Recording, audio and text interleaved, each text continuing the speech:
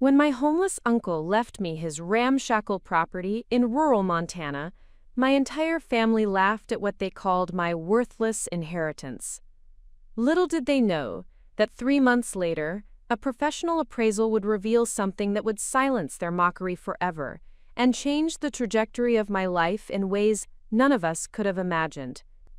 Before we jump back in, tell us where you're tuning in from, and if this story touches you, make sure you're subscribed, because tomorrow, I've saved something extra special for you. The fluorescent lights in the law office of Hartwell and Associates cast harsh shadows across the mahogany conference table where my family had gathered for the reading of Uncle Theodore's will. The atmosphere carried the uncomfortable weight of forced solemnity mixed with barely concealed anticipation. My mother, Patricia, sat rigidly upright in her tailored charcoal suit, checking her Rolex with practiced impatience. My older brother Marcus adjusted his silk tie while scrolling through emails on his phone, clearly viewing this entire proceeding as an inconvenient interruption to his busy schedule as a corporate attorney. My younger sister Vanessa examined her manicured nails with theatrical boredom, occasionally sighing dramatically to emphasize her displeasure at being summoned to what she had already declared a waste of her valuable time. Theodore Hartwell, the elderly estate attorney who had handled our family's legal affairs for over 3 decades, cleared his throat and adjusted his wire-rimmed glasses. His voice carried the measured cadence of someone who had delivered countless such pronouncements throughout his distinguished career. We are gathered here today for the formal reading of the last will and testament of Theodore Marcus Whitman, deceased, he announced, unfolding the legal documents with ceremonial precision. The decedent has left specific instructions regarding the distribution of his worldly possessions among his surviving family members. My mother leaned forward slightly, her eyes gleaming with the calculated interest of someone who had been mentally cataloging Uncle Theodore's potential assets for weeks. She had always been the family's unofficial financial strategist, approaching every situation with the methodical precision that had made her successful in her real estate development career. Marcus continued typing on his phone, though I noticed his attention had sharpened at the mention of asset distribution. Vanessa suddenly became more attentive, probably calculating how much Uncle Theodore's estate might contribute to her perpetual shopping fund. I sat quietly at the end of the table, still processing the reality that Uncle Theodore was actually gone. Unlike the rest of my family, I had maintained regular contact with him throughout his difficult final years.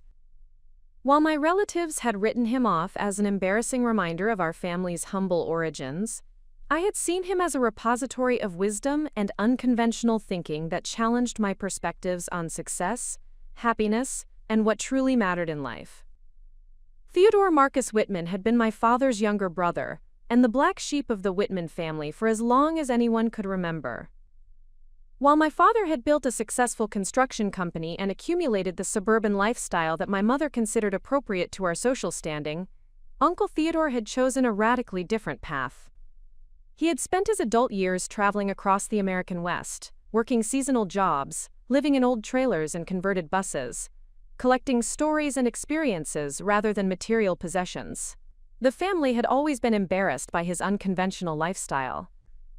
At holiday gatherings, conversations about Uncle Theodore were conducted in hushed tones, accompanied by meaningful glances and barely disguised disapproval. My mother would refer to him as poor Theodore, with a mixture of pity and disdain that made it clear she considered his choices both baffling and, somehow, morally deficient. Marcus viewed him as a cautionary tale about the importance of making responsible life decisions and building professional credibility.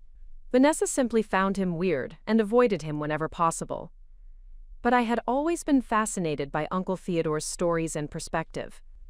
During our infrequent visits, he would tell me about abandoned mining towns he had explored, geological formations that revealed Earth's ancient history, and the remarkable resilience of people living on the margins of conventional society.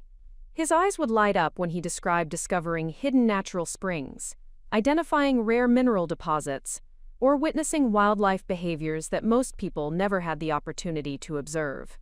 He was brilliant. I had tried to explain to my family on numerous occasions. He understood geology, archaeology, ecology, and local history better than most people with advanced degrees. He just chose to apply that knowledge outside traditional academic or professional frameworks. My family's response was always the same dismissive skepticism. Intelligence that did not translate into conventional markers of success. Advanced degrees, professional positions, accumulated wealth, was considered irrelevant at best and delusional at worst. In their worldview, Uncle Theodore's vast knowledge about natural systems and historical patterns was meaningless because it had not enabled him to purchase a house in the suburbs, drive a luxury vehicle, or maintain the lifestyle they considered appropriate for a member of the Whitman family.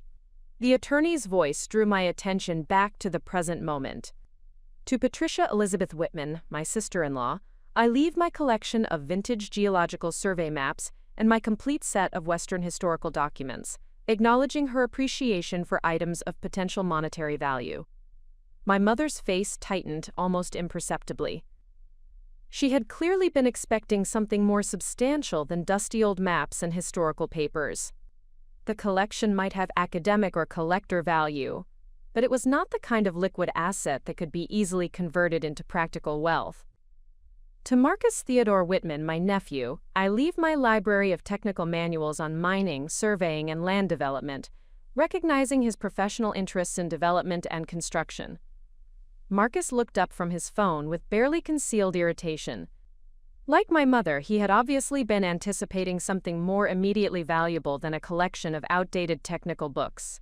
His expression suggested he was calculating whether the time required to dispose of such items would even be worth the minimal return they might generate. To Vanessa Claire Whitman, my niece, I leave my collection of Native American artifacts and handcrafted jewelry acquired during my travels throughout the Southwest, appreciating her interest in unique and beautiful objects. Vanessa's face brightened momentarily, then clouded as she realized that Native American artifacts, however beautiful, would not contribute significantly to her fashion and entertainment budget. She shifted in her chair with obvious disappointment, already mentally dismissing the inheritance as another example of Uncle Theodore's impractical approach to life. Preparing and narrating this story took us a lot of time, so if you are enjoying it, subscribe to our channel, it means a lot to us. Now back to the story. Mr. Hartwell paused dramatically, adjusting his glasses before continuing. The moment seemed to stretch longer than necessary, creating tension that hung over the conference room like morning fog.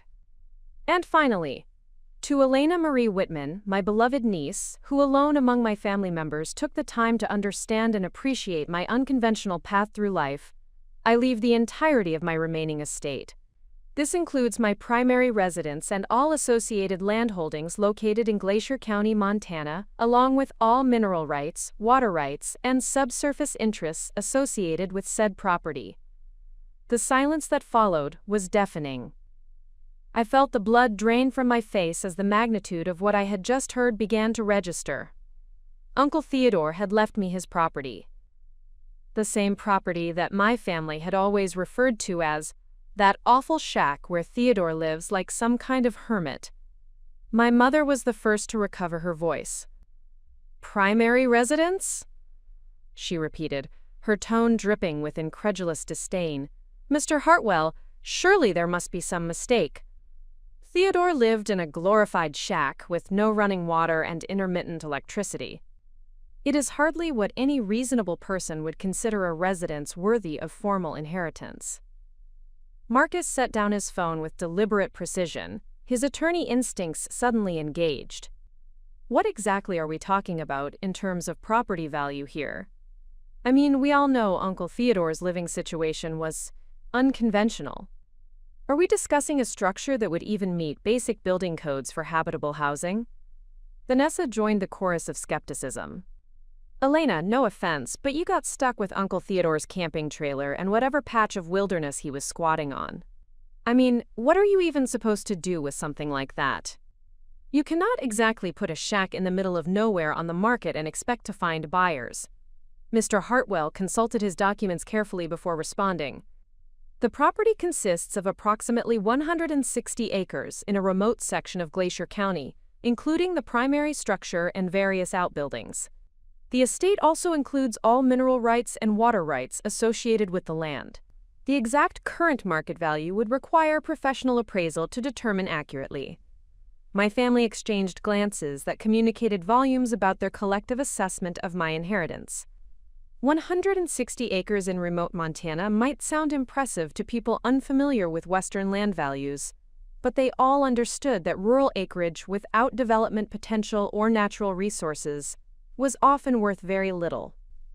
My mother had sold enough Montana ranch land throughout her career to know that remote properties could sit on the market for years without attracting serious buyers. "Elena," my mother said with the patronizing tone she reserved for explaining obvious facts to people who failed to grasp them independently, "I hope you understand what you are dealing with here. Remote rural property in Montana is essentially worthless unless it has development potential, recreational access, or confirmed natural resource deposits. Theodore lived there precisely because it was cheap and isolated. You have inherited what amounts to a camping spot with legal documentation." Marcus nodded in agreement. "Mom is right. I hate to be blunt, but you essentially got stuck with the responsibility for disposing of Uncle Theodore's junk and whatever minimal value might be recovered from selling his property to someone willing to deal with the logistical challenges of such a remote location."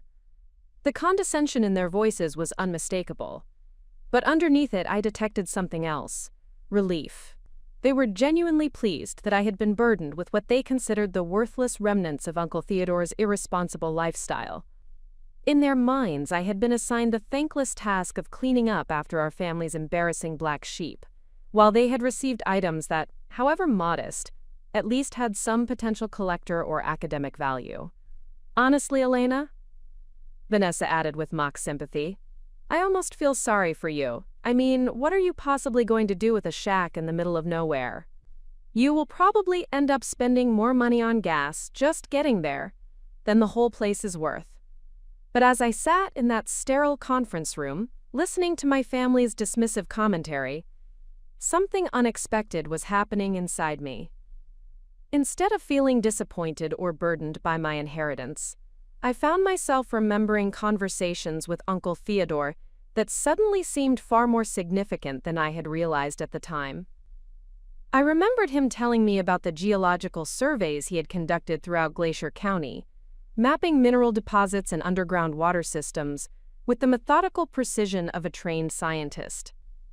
I recalled his excitement when he described discovering rock formations that suggested the presence of valuable natural resources in areas that had never been professionally surveyed.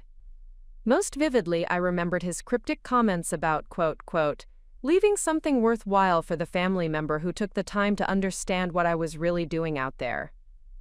At the time, I had interpreted his comments as the philosophical musings of an unconventional man reflecting on his life's work. But sitting in that conference room, surrounded by family members who were literally laughing about my worthless inheritance, I began to wonder whether Uncle Theodore's comments had been far more specific than I had initially understood. Mr. Hartwell handed me a sealed envelope along with the property deed and associated legal documents. "Your uncle left specific instructions that this letter should be delivered to you personally after the formal reading of the will," he explained. "He was quite insistent that you receive it privately." I accepted the envelope with trembling fingers, acutely aware of my family's curious but dismissive attention. The envelope was thick, suggesting substantial content, and my name was written across the front in Uncle Theodore's distinctive handwriting. Probably just sentimental nonsense about appreciating nature and living simply, my mother observed with a dismissive wave. Theodore always had a tendency toward dramatic gestures and philosophical rambling. But as I held that envelope, I felt a strange sense of anticipation that had nothing to do with sentiment or philosophy. Uncle Theodore had been many things, but he had never been sentimental or given to meaningless gestures. Every conversation I had ever had with him had been purposeful and carefully considered. If he had left me a letter to accompany my inheritance, it was because he had something specific and important to communicate. The meeting concluded with arrangements for transferring ownership of the various inherited items to their respective recipients. My family made plans to coordinate the collection and disposal of their inherited materials, discussing logistics with the casual efficiency of people accustomed to managing routine business transactions. As we prepared to leave the law office, my mother approached me with the expression she reserved for delivering unwelcome but necessary advice. "Elena, dear, I know you feel obligated to honor Theodore's memory, but you need to be practical about this situation. That property is going to be nothing but expense and headache. The sooner you can find a buyer willing to take it off your hands, the better." Marcus joined the conversation with his characteristic legal precision. "Elena, I would be happy to help you navigate the sale process. We should get the property appraised as quickly as possible, and then list it at a price that will attract buyers who specialize in remote properties. The goal should be quick disposition rather than maximum return." "Absolutely," Vanessa agreed. "I mean, you certainly cannot be thinking of actually going out there and trying to live in Uncle Theodore's shack. You would be completely isolated from civilization, career opportunities, social connections, everything that makes life worth living." Their advice was practical and well-intentioned from their perspective, but something about their certainty that I would want to dispose of the property as quickly as possible struck me as presumptuous. They had already decided that Uncle Theodore's life's work was worthless, and they assumed I would naturally reach the same conclusion. But as I walked out of that law office, clutching the deed to 160 acres in Glacier County, Montana, I made a decision that would surprise my family and ultimately transform my understanding of what it meant to truly inherit something valuable. I was going to Montana. I was going to see Uncle Theodore's property with my own eyes, read his letter in the place where he had chosen to spend his final years, and make my own assessment of what he had really left behind. My family might consider it a fool's errand, but I had learned enough from Uncle Theodore to understand that the most valuable discoveries often come from exploring places and possibilities that conventional wisdom considers worthless. 3 days later, I loaded my car with camping gear, topographical maps, and a sense of anticipation that I had not felt since childhood Christmas mornings. My family's mockery followed me as I prepared for the journey, but their dismissive voices were increasingly drowned out by my growing curiosity about what Uncle Theodore had really been doing during all those years in the Montana wilderness. The drive to Glacier County would take me through some of the most remote and beautiful territory in North America, but more importantly, it would take me toward answers to questions I was only beginning to formulate. As I pulled out of my apartment complex that Thursday morning, my phone buzzed with a text message from my mother. "Elena, please call us when you come to your senses about this ridiculous expedition. We can still salvage something from this situation if you act reasonably." I deleted the message without responding and headed toward Interstate 90, where the road stretched westward toward mountains, mystery, and whatever Uncle Theodore had really left for me to discover. The first chapter of my greatest adventure was about to begin, though I had no idea yet just how dramatically it would challenge everything my family believed about value, worth, and what it truly means to inherit something precious. The drive through Montana's vast landscape provided endless time for reflection and growing anticipation.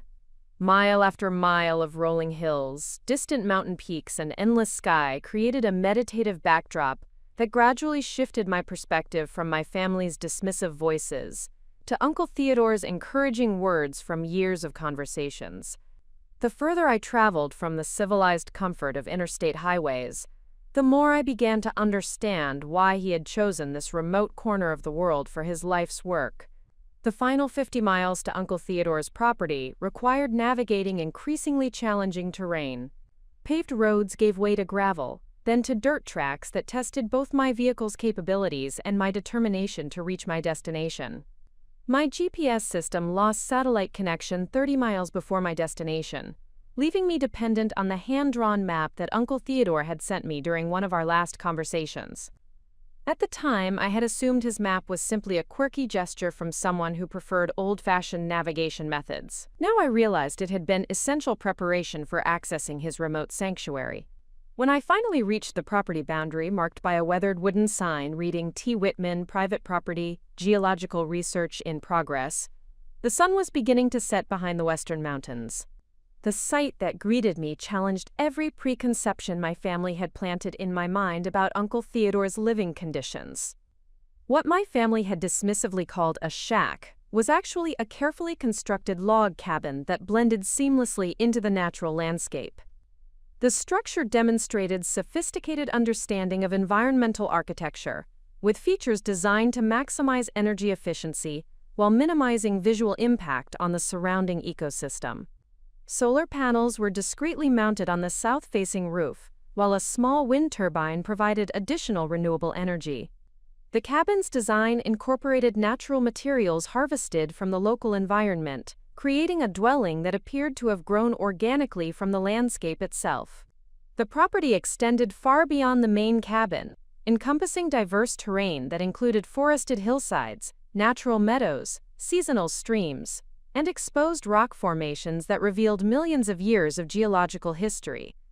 Several outbuildings served specialized functions: a workshop equipped with geological survey equipment, a greenhouse that enabled year-round food production, and a storage facility that housed an impressive collection of mineral samples, archaeological artifacts, and technical documentation. As I explored the immediate area around the cabin, I began to understand that Uncle Theodore's residence was not the primitive shelter my family had imagined, but rather the carefully designed headquarters of an extensive research operation. Every aspect of the property showed evidence of systematic study and documentation. Rock formations were marked with small metal tags containing reference numbers. Soil composition was mapped and categorized according to professional geological standards. Water sources were monitored and tested using equipment that would have impressed university research departments. The cabin interior revealed the extent of Uncle Theodore's intellectual pursuits. The main room contained floor-to-ceiling bookcases filled with technical manuals, geological surveys, historical documents, and scientific journals spanning decades of research. A large table served as a work surface where topographical maps were spread out and annotated with detailed notes about mineral deposits, underground water systems, and historical land use patterns. Computer equipment, powered by the renewable energy systems, provided access to geological databases and satellite imagery analysis software. Most significantly, the walls were covered with detailed maps that Uncle Theodore had created through years of methodical exploration and documentation. These maps revealed features that did not appear on any official government surveys: abandoned mining claims, geological formations indicative of valuable mineral deposits, underground water sources, and historical sites that could provide insight into the area's economic potential.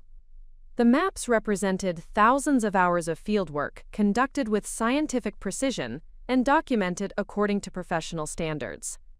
I spent my first evening on the property reading through Uncle Theodore's research notes and beginning to comprehend the scope of his work. This was not the hobby of an eccentric hermit, but the systematic investigation of a trained geologist who had spent decades studying an area that others had overlooked or dismissed as economically uninteresting.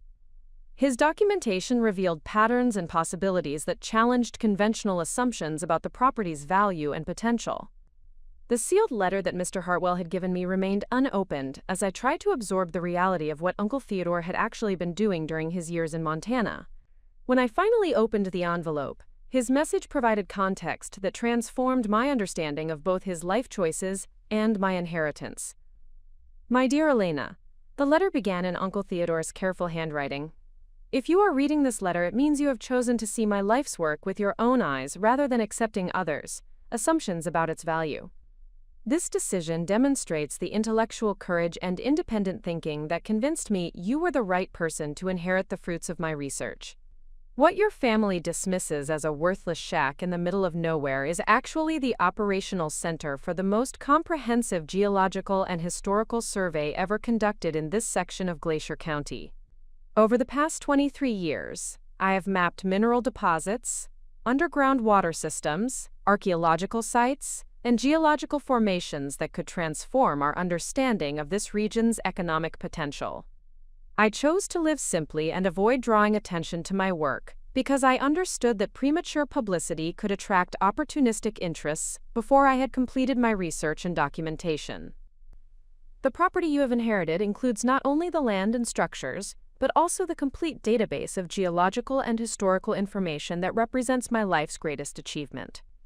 Elena, you now possess information that could revolutionize land use and resource development throughout this entire region. The research documents I am leaving you, include confirmed locations of mineral deposits, underground water sources sufficient to support significant agricultural development, and archaeological sites that could provide insight into pre-Columbian civilizations in Montana. Most importantly, the property boundaries I established were determined by geological surveys that identified this area as sitting directly above one of the largest untapped freshwater aquifers in the northwestern United States.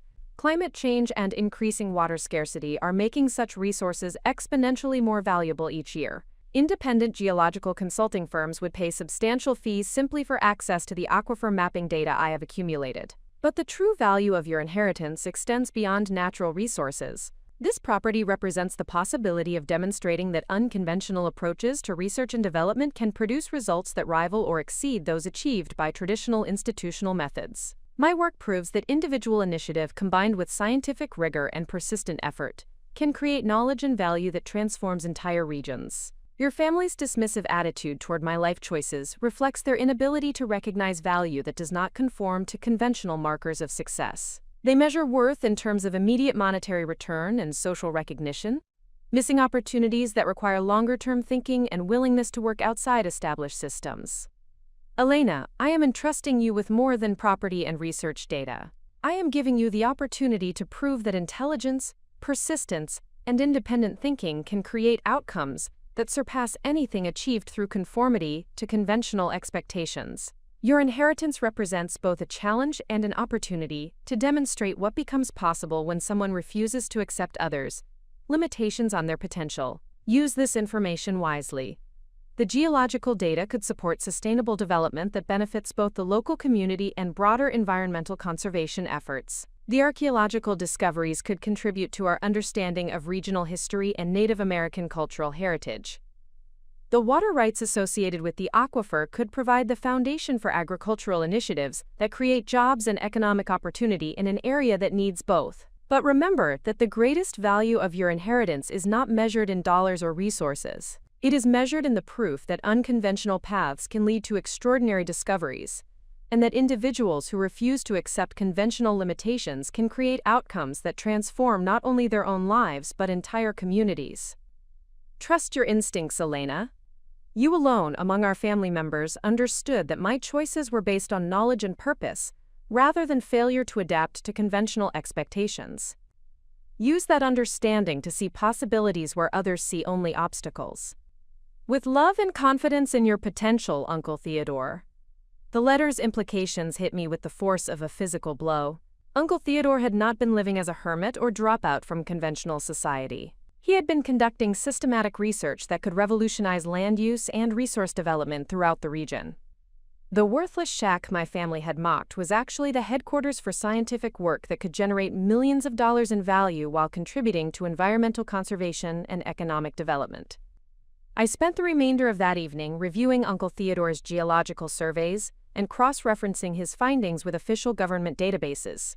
His research revealed mineral deposits that had never been officially documented, underground water sources that could support significant agricultural development, and historical sites that could attract archaeological research and cultural tourism. The property my family had dismissed as worthless was actually sitting on resources that could transform the economic potential of the entire region. But more than the potential monetary value, Uncle Theodore's research represented validation of everything I had always believed about the importance of independent thinking and willingness to pursue unconventional approaches to complex problems. His work proved that individual initiative, combined with scientific rigor and persistent effort, could produce results that rivaled or exceeded those achieved by large institutions with substantial resources. The next morning, I began systematic exploration of the property, using Uncle Theodore's maps and research notes as guides. What I discovered exceeded even his detailed documentation. The geological formations he had identified were even more extensive than his surveys had indicated. The underground water sources were more abundant and accessible than his initial assessments had suggested. The archaeological sites contained artifacts and structural remains that could provide unprecedented insight into pre-Columbian civilizations in Montana. During the following days, I contacted geological consulting firms and archaeological research organizations to begin independent verification of Uncle Theodore's findings.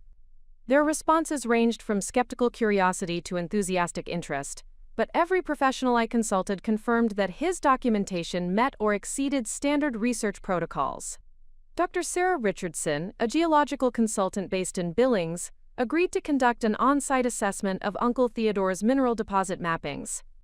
Her preliminary evaluation confirmed the presence of copper, silver, and rare earth elements in concentrations that could support commercial extraction operations. Ms. Whitman, she told me during her site visit, "Your uncle's geological surveys are more comprehensive and accurate than most professional consulting reports I review. The mineral deposits he identified could generate substantial royalty income if developed responsibly." Professor Michael Stans-Tall, an archaeologist from the University of Montana who specialized in regional Native American cultures, examined the archaeological sites Uncle Theodore had documented. His assessment revealed artifacts and structural remains that could revolutionize understanding of pre-Columbian trade networks and cultural exchange throughout the northwestern United States. This property contains archaeological resources that could support decades of research and scholarly publication. Quote, he explained. The cultural significance alone could justify designation as a protected historical site with associated federal funding and research support. Most significantly, hydrologist Dr. Jennifer Chen confirmed Uncle Theodore's aquifer mapping through independent testing and analysis. Her report concluded that the property was positioned above freshwater resources sufficient to supply agricultural irrigation for thousands of acres, while maintaining sustainable extraction levels. Given current trends in water scarcity and climate change impacts, Dr. Chen explained, access to reliable freshwater sources is becoming one of the most valuable assets in Western land development. Your property could support agricultural initiatives that create jobs and economic opportunity while contributing to regional food security. Each professional assessment validated Uncle Theodore's research while revealing additional possibilities he had not fully explored. The property my family had dismissed as worthless was actually positioned to become the center of sustainable development initiatives that could create jobs, support environmental conservation, and generate substantial economic returns for decades to come. But the most profound realization came when I understood that Uncle Theodore's greatest gift was not the property or research data itself, but the example he had provided of what becomes possible when someone refuses to accept conventional limitations on their potential. His life's work demonstrated that individual vision, combined with scientific rigor and persistent effort, could create outcomes that transformed not only personal circumstances but entire communities. As I stood on the property's highest elevation point, looking out over the landscape Uncle Theodore had spent decades studying and documenting, I felt the weight of responsibility he had placed on my shoulders. This inheritance was not simply about owning valuable land or accessing natural resources. It was about proving that unconventional approaches to research and development could produce results that rivaled or exceeded those achieved by traditional institutional methods.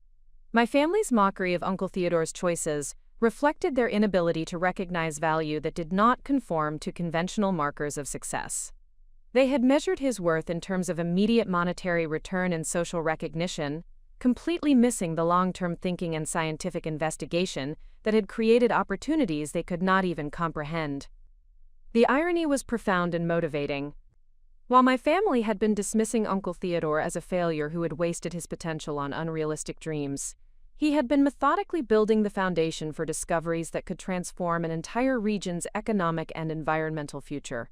Their condescending advice about disposing of my worthless inheritance as quickly as possible revealed how completely they had misunderstood both his work and its implications. Standing in that remote Montana landscape, surrounded by evidence of Uncle Theodore's systematic research and visionary thinking, I made a decision that would define the rest of my life. I was not going to sell this property to quick disposal specialists who catered to people wanting to unload unwanted inherited land.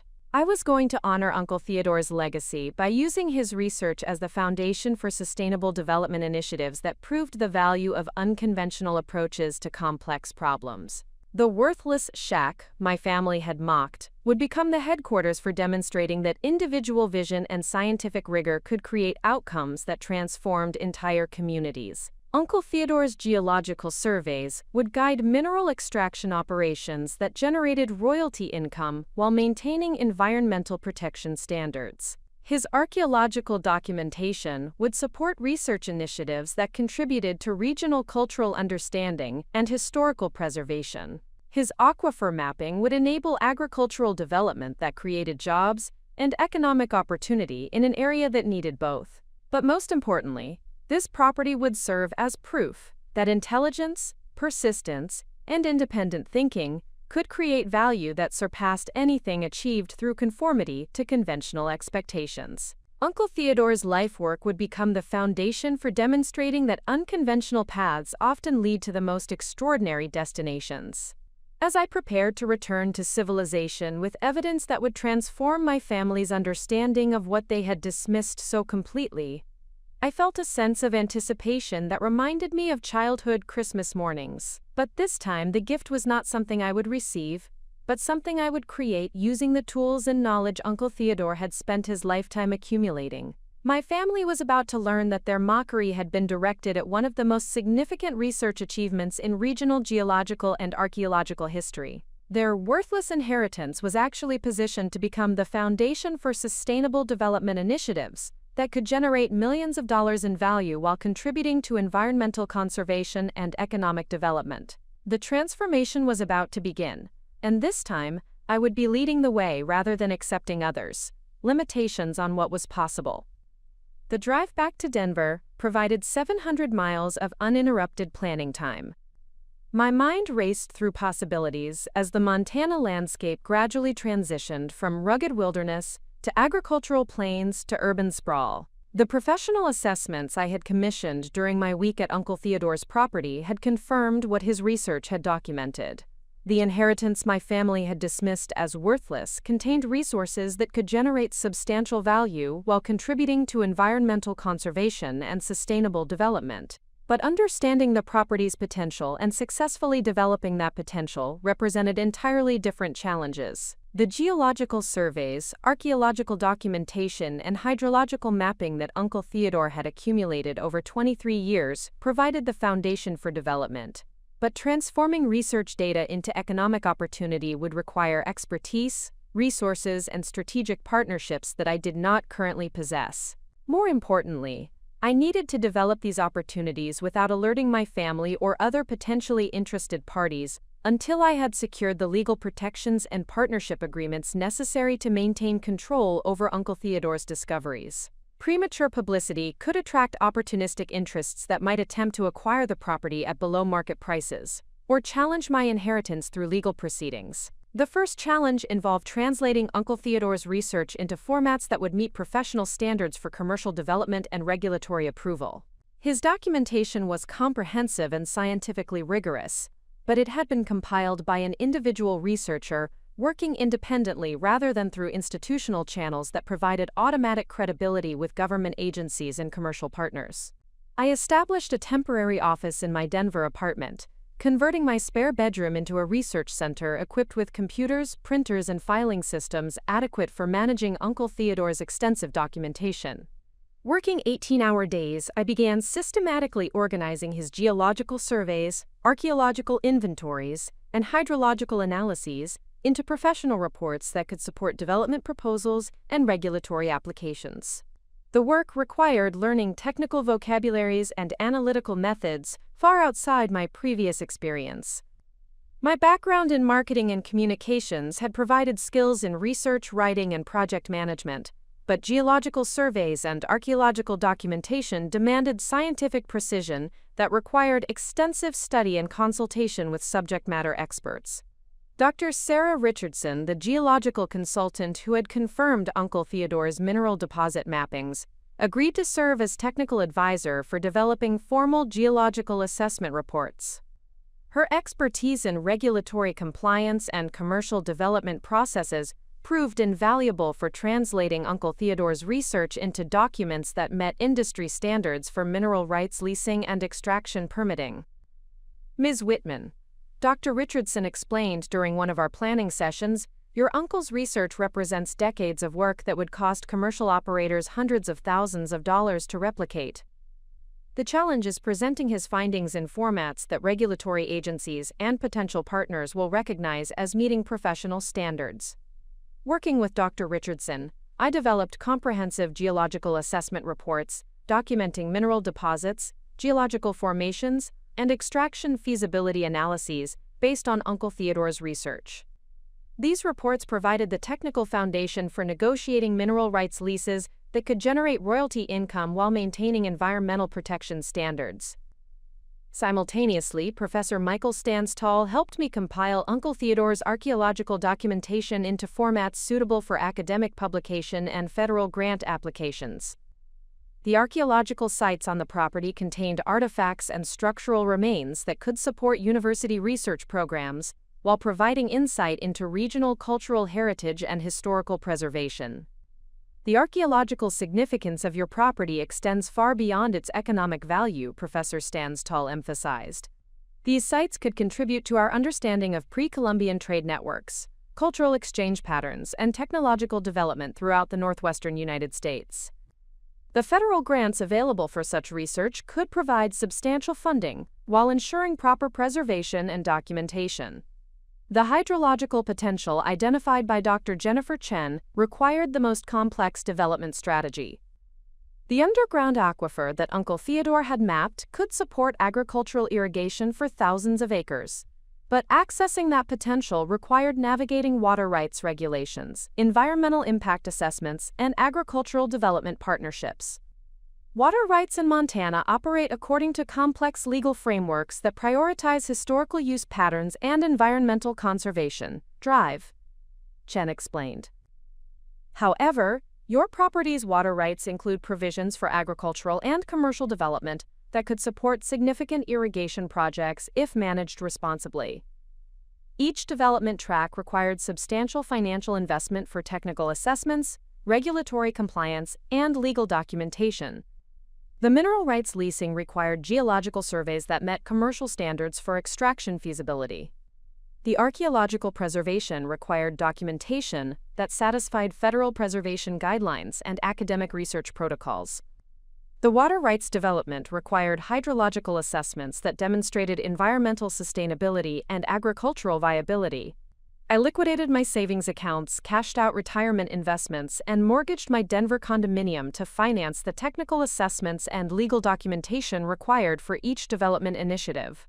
The financial risk was substantial, but the potential returns justified the investment if Uncle Theodore's research proved as valuable as professional assessments had suggested. Working in isolation to avoid premature disclosure of my development plans, I spent 6 months transforming Uncle Theodore's research into professional documentation that could support commercial partnerships and regulatory approval processes. The work required mastering technical vocabularies in geology, archaeology, hydrology, and agricultural development, while maintaining the scientific precision that Uncle Theodore had established in his original research. The breakthrough came when Dr. Richardson's geological assessments attracted interest from Frontier Mining Corporation, a Denver-based company that specialized in small-scale mineral extraction operations in remote locations. Their business model focused on projects that larger mining companies considered too small or logistically challenging, making Uncle Theodore's property an ideal match for their operational capabilities. Ms. Whitman, explained Robert Hayes, Frontier Mining's Vice President for Development, the geological surveys you have provided indicate mineral deposits that could support profitable extraction operations while maintaining environmental protection standards. We would be interested in negotiating mineral rights leases that provide you with substantial royalty income, while allowing us to develop the copper, silver, and rare earth elements your surveys have documented. The mineral rights leasing negotiations required legal expertise that exceeded my capabilities, so I engaged Jennifer Martinez, a Denver attorney who specialized in natural resource development and property rights. Her experience in complex leasing arrangements proved essential for negotiating terms that protected my interests, while providing Frontier Mining with the operational flexibility they required. Elena, Jennifer advised during our initial consultation, mineral rights leasing involves balancing immediate income against long-term value preservation. The goal is structuring agreements that provide substantial royalty income while maintaining your control over development timing and environmental protection standards. The leasing agreement we negotiated with Frontier Mining provided for graduated royalty payments based on extraction volumes, environmental compliance bonuses that rewarded sustainable practices, and reversion clauses that returned development rights to me if extraction ceased for specified periods. The initial royalty projections suggested annual income that could exceed my previous salary within the first year of operations. Professor Stanstall's archaeological documentation attracted attention from the National Science Foundation and the Bureau of Land Management, both of which expressed interest in funding research initiatives that could preserve and study the cultural heritage sites Uncle Theodore had identified. The federal grant applications we prepared requested funding for comprehensive archaeological surveys, artifact preservation, and educational programs that could benefit the local community while contributing to regional historical understanding. The federal funding available for archaeological preservation and research could provide substantial income while ensuring proper stewardship of these culturally significant sites, Professor Stanstall explained. The grants we are pursuing could fund decades of research while providing employment opportunities for local community members and educational resources for regional schools and universities. Dr. Chen's hydrological assessments attracted interest from Rocky Mountain Agricultural Cooperative, a consortium of farmers and ranchers who were seeking access to reliable water sources for irrigation expansion. The aquifer mapping that Uncle Theodore had documented could support agricultural development that created jobs and economic opportunity while contributing to regional food security. The water rights associated with your property represent some of the most valuable assets in Western agricultural development, explained Maria Santos, the cooperative's development director. Climate change and increasing water scarcity are making reliable freshwater access essential for sustainable agriculture. Your property could anchor agricultural initiatives that transform economic opportunities throughout this region. Each development partnership required careful negotiation to ensure that Uncle Theodore's vision of sustainable development was preserved while maximizing economic returns. The mineral rights leasing included environmental protection requirements that exceeded industry standards. The archaeological research agreements included community education components that provided local employment opportunities. The water rights partnerships included agricultural development programs that prioritized environmental sustainability and community benefit. By the end of my first year of development work, I had negotiated agreements that projected combined annual income exceeding $200,000 from royalties, grants, and partnership fees. But more importantly, these agreements provided the foundation for sustainable development initiatives that honored Uncle Theodore's commitment to environmental conservation and community benefit, while proving that unconventional approaches to resource development could create extraordinary outcomes. The transformation of Uncle Theodore's research into commercial partnerships had required skills and expertise I had never imagined possessing. The technical documentation, legal negotiations, and regulatory compliance had demanded learning curves that stretched my capabilities beyond anything I had previously attempted. But each challenge had provided opportunities to develop competencies that expanded my understanding of what became possible when someone refused to accept conventional limitations on their potential. Working in my converted spare bedroom office, surrounded by geological surveys, archaeological inventories, and hydrological analyses, I had essentially created a development company that could compete with established natural resource firms while maintaining ethical standards and environmental commitments that larger corporations often abandoned in pursuit of maximum profits. The irony was profound and motivating. While my family had been advising me to dispose of my worthless inheritance as quickly as possible to minimize my losses, I had been systematically developing that inheritance into the foundation for multiple revenue streams that could provide financial security for decades while contributing to environmental conservation and community development. Uncle Theodore's shack in the middle of nowhere had become the headquarters for research and development initiatives that were attracting interest from mining corporations, federal agencies, agricultural cooperatives, and academic institutions. His geological surveys were guiding mineral extraction operations that would generate substantial royalty income while maintaining environmental protection standards. His archaeological documentation was supporting federal grant applications that could fund decades of research while preserving culturally significant sites. His hydrological mapping was enabling agricultural partnerships that could create jobs and economic opportunity in communities that needed both. But the most significant transformation was personal rather than financial. The development process had required me to master technical skills, negotiate complex agreements, and manage multiple professional relationships simultaneously. I had discovered capabilities I had never recognized and developed expertise in areas I had never imagined exploring. The shy marketing coordinator who had accepted her family's dismissive assessment of Uncle Theodore's lifestyle had evolved into a natural resource development specialist who could hold her own in negotiations with mining executives, federal bureaucrats, and agricultural consortium directors.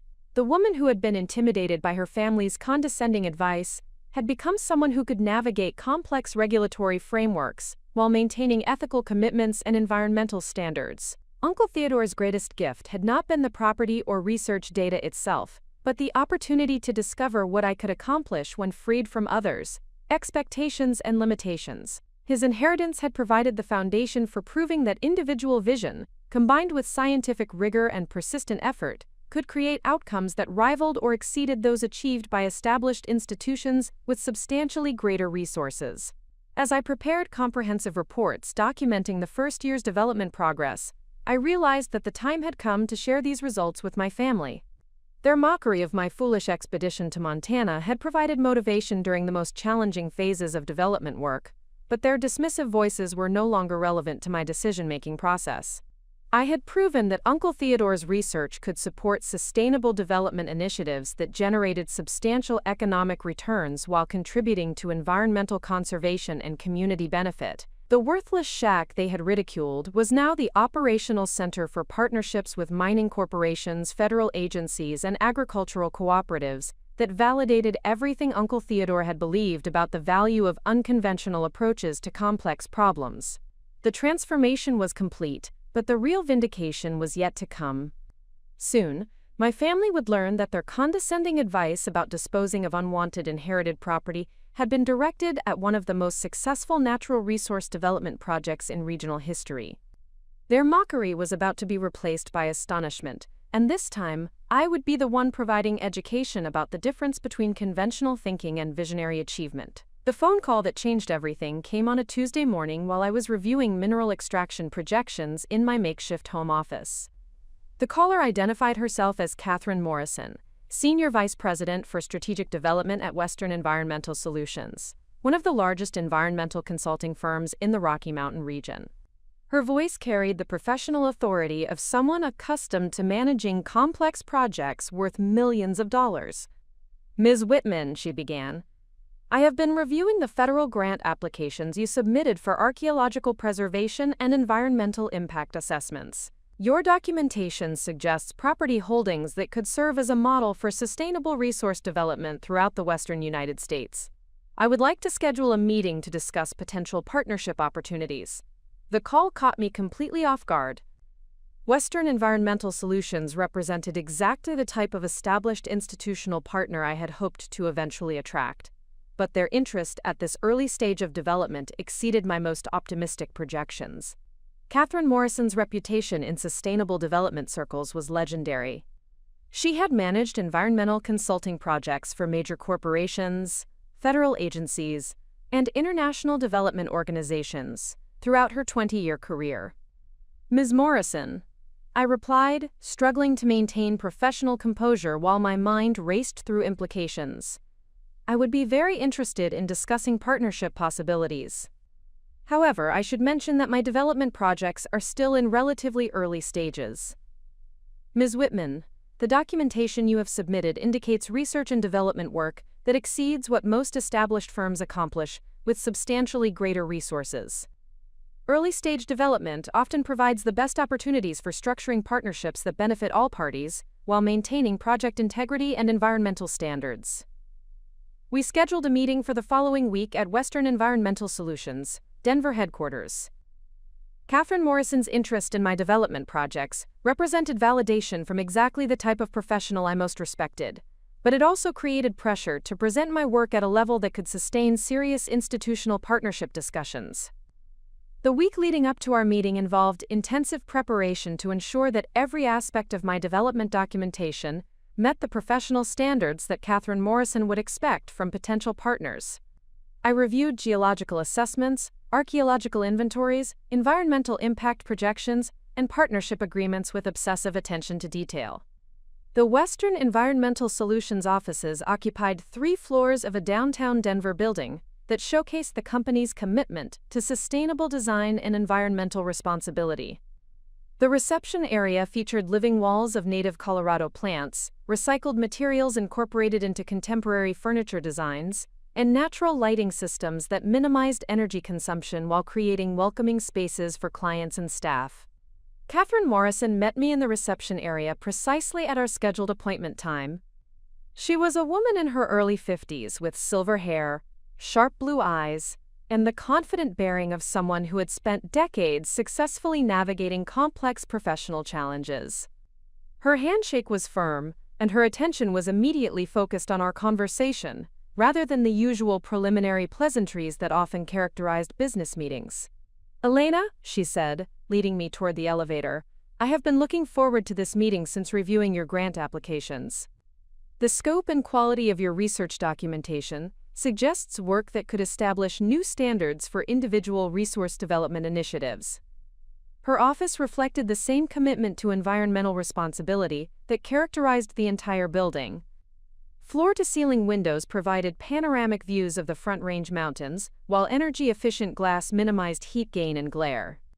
The furniture was constructed from reclaimed wood and recycled materials, creating a workspace that demonstrated sustainability principles without sacrificing professional functionality or aesthetic appeal. "Elena, before we discuss specific partnership possibilities, I want to understand how you developed expertise and resources necessary for the projects you are managing. The geological surveys, archaeological documentation, and environmental impact assessments you have compiled typically require teams of specialists working with substantial institutional support." The question struck at the heart of my unconventional approach to resource development. Catherine Morrison was too experienced to accept superficial explanations, but providing complete honesty about my background risked undermining the professional credibility I had worked to establish. "Catherine, my approach to these projects has been necessarily unconventional. The property I inherited included extensive research documentation compiled by my uncle over 23 years of systematic investigation. My role has been translating his research into formats that meet contemporary professional standards while developing the partnerships necessary for sustainable implementation." She leaned forward with obvious interest. "Your uncle was a professional geologist or archaeologist?" "My uncle was a trained geologist who chose to conduct independent research rather than working through traditional institutional channels. His methodology was rigorous and his documentation was comprehensive. But his work was unknown to the broader professional community because he deliberately avoided publicity during the research phase."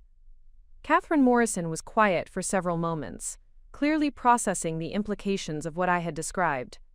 When she spoke again, her tone carried a different quality that suggested both professional assessment and personal curiosity.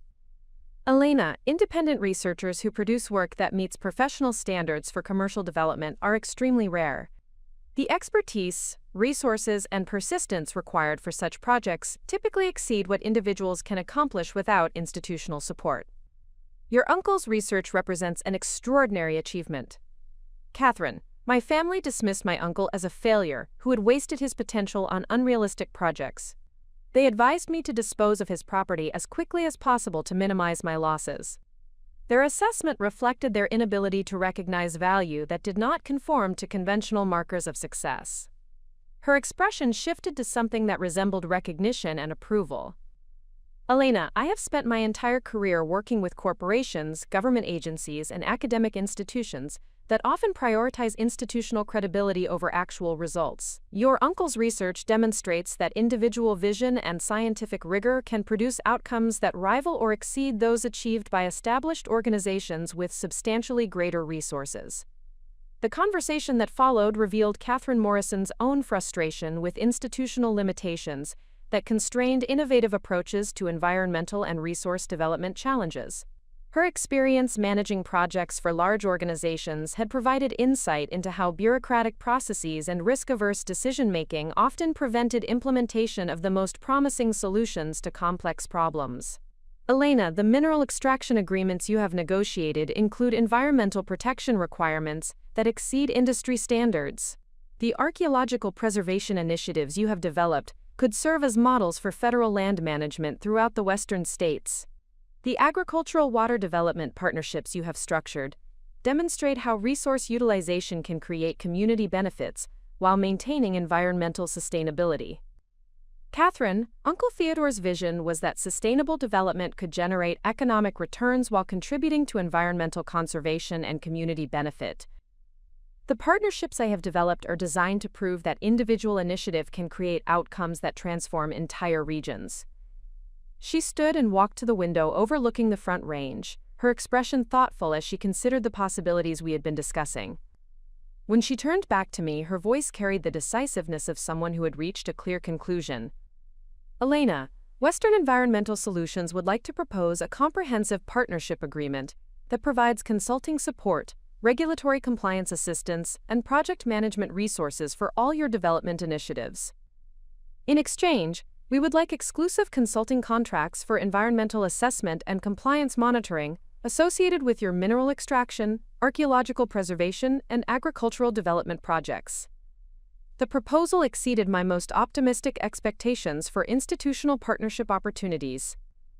Western Environmental Solutions consulting support could accelerate development timelines while ensuring that all projects maintained the environmental standards that Uncle Theodore had prioritized.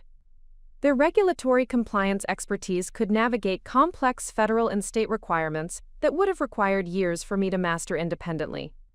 Catherine, the partnership you are proposing could transform the scope and timeline for implementing Uncle Theodore's research. However, I want to ensure that any agreement preserves the sustainability principles and community benefit commitments that guide these projects. Elena, Western Environmental Solutions has built our reputation on projects that demonstrate how environmental responsibility and economic development can achieve mutually reinforcing outcomes. Your projects represent exactly the type of sustainable development initiatives that we most want to support and promote. The partnership negotiations that followed required several weeks to finalize contract terms that protected my control over project direction, while providing Western Environmental Solutions with the consulting opportunities they sought. Jennifer Martinez, the attorney who had negotiated my mineral rights agreements, provided legal guidance for structuring the partnership to ensure that Uncle Theodore's vision for sustainable development remained the guiding principle for all initiatives. The final agreement provided Western Environmental Solutions with consulting contracts worth over $400,000 annually, while giving me access to their expertise in environmental compliance, regulatory navigation, and project management. More importantly, the partnership provided institutional credibility that could attract additional development opportunities and federal grant funding.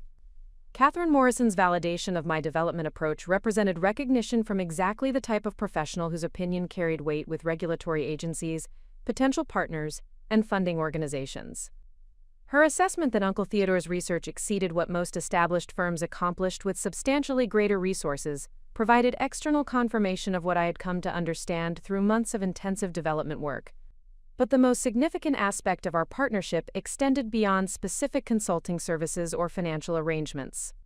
Catherine Morrison had recognized the value of unconventional approaches to complex problems, and was willing to stake her professional reputation on supporting projects that challenged conventional assumptions about individual capabilities and resource development. Elena, she explained during one of our partnership planning meetings, the environmental consulting industry is dominated by large firms that often prioritize risk avoidance over innovative solutions. Your projects demonstrate that individual researchers working outside traditional institutional constraints can produce results that establish new standards for sustainable development. Her willingness to partner with someone who lacked conventional credentials but had produced exceptional results reflected exactly the type of professional recognition that Uncle Theodore had deserved but never received during his lifetime.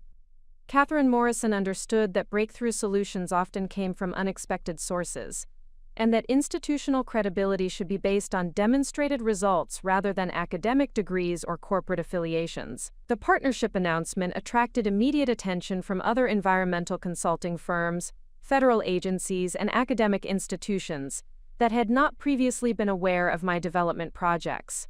The credibility that Western Environmental Solutions endorsement provided opened doors that would have remained closed to an individual developer working without institutional support. Dr. Michael Stevens, Regional Director for the Bureau of Land Management, contacted me within days of the partnership announcement to discuss expanded federal grant opportunities for archaeological preservation and environmental research. Ms. Whitman, he explained, The partnership with Western Environmental Solutions indicates project management capabilities that could support federal funding at levels that individual researchers rarely qualify for. Professor Lisa Chang, director of the Environmental Studies program at Colorado State University, proposed research collaboration agreements that could provide graduate student support for ongoing archaeological and environmental monitoring while contributing to academic publication opportunities. Elena, your projects represent the type of real-world sustainable development initiatives that our students need to understand as they prepare for environmental careers. Most significantly, Regional Director James Baer from the Environmental Protection Agency expressed interest in designating my property as a demonstration site for sustainable resource development practices that could be replicated throughout the western United States. Ms. Whitman, the integration of mineral extraction, archaeological preservation, and agricultural development that you have achieved represents innovative approaches that could transform regional land use practices. Each new partnership opportunity validated Catherine Morrison's assessment that Uncle Theodore's research could establish new standards for individual resource development initiatives. The worthless shack that my family had ridiculed was becoming recognized as the operational center for sustainable development projects that could influence federal policy and academic research programs. But the most profound validation came from Catherine Morrison's personal recognition of the achievement that Uncle Theodore's lifetime of research represented. During one of our regular partnership meetings, she made an observation that crystallized everything I had come to understand about the value of unconventional approaches to complex problems. Elena, your uncle's research methodology and documentation standards exceed what most professional consulting firms produce, with teams of specialists and substantial institutional resources. His work demonstrates that individual vision, combined with scientific rigor and persistent effort, can create outcomes that rival or exceed those achieved by established institutions.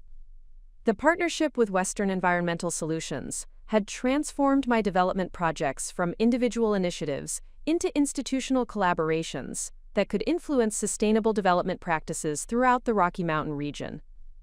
Catherine Morrison's recognition provided external validation that Uncle Theodore's unconventional path had led to extraordinary achievements that deserved professional respect and emulation.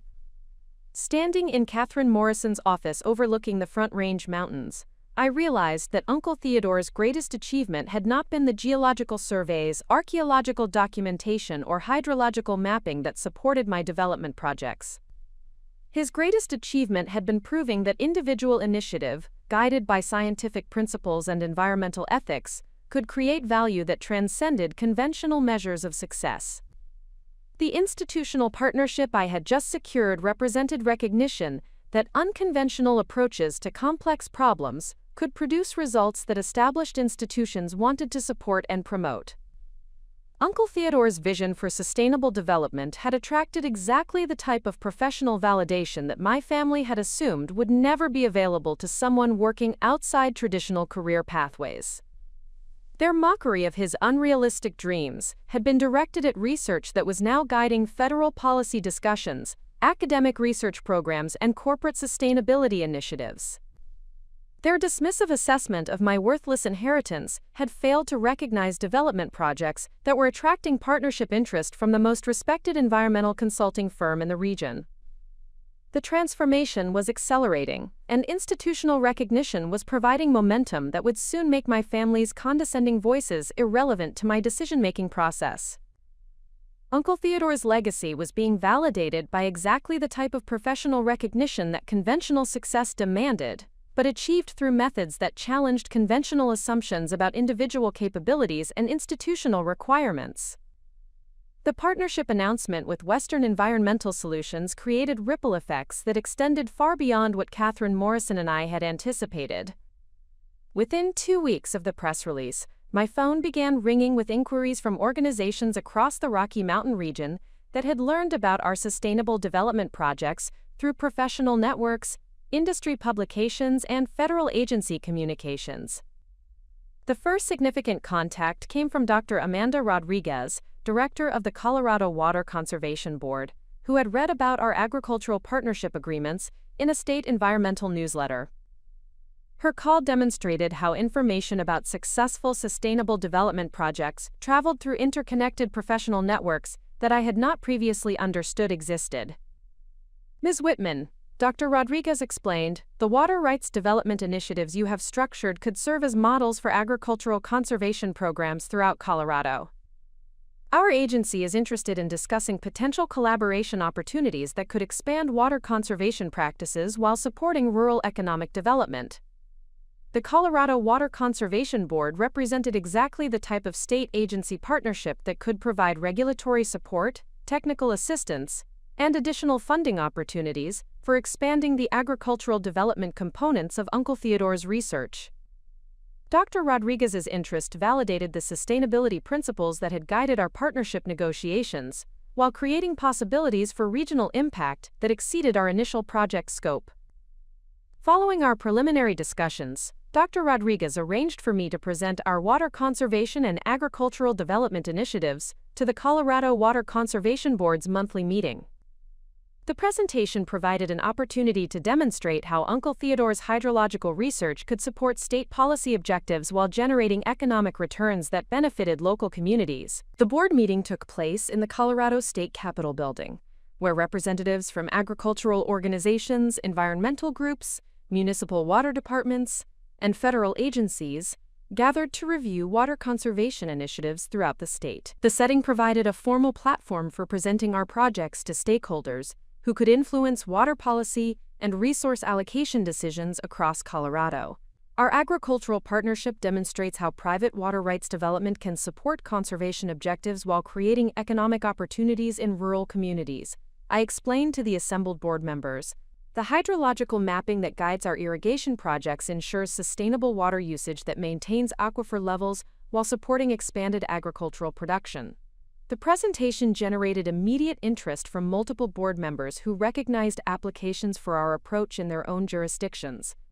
Representatives from the South Platte River Basin, the Colorado River Basin, and the Arkansas River Basin all expressed interest in exploring similar partnerships that could address water scarcity challenges while supporting agricultural sustainability.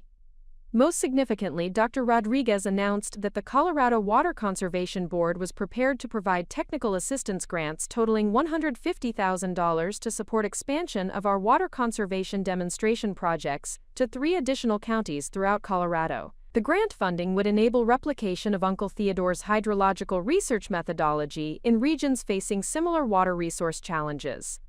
Ms. Whitman's projects demonstrate how individual research initiatives can contribute to statewide water conservation objectives. Dr. Rodriguez explained to the board, the technical assistance grants we are proposing would document methodologies that could guide water development policy throughout the western states. The Colorado Water Conservation Board presentation attracted attention from Dr. Patricia Santos, Regional Coordinator for the United States Geological Survey, who contacted me the following week about federal research collaboration opportunities.